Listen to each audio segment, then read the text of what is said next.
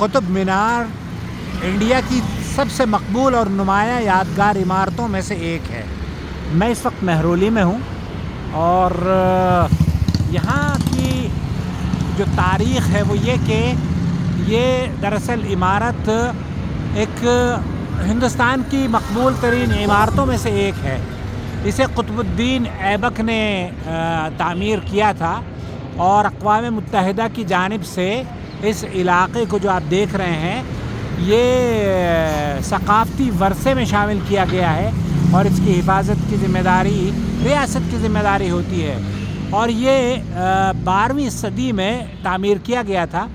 اور یہ جو بڑی لمبی مینار آپ دیکھ رہے ہیں نا، اس کی بلندی تقریباً 240 فٹ ہے، 73 میٹر۔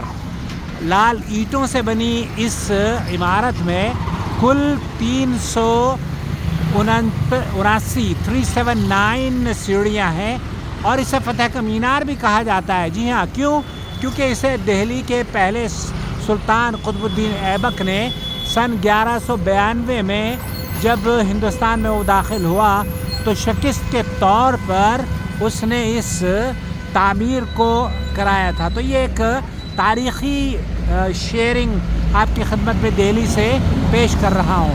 امید ہے آپ اسے شیئر بھی کریں گے اور پسند بھی کریں گے۔ شکریہ۔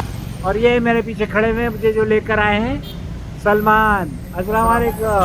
وعلیکم السلام۔ تھینک یو بیٹے۔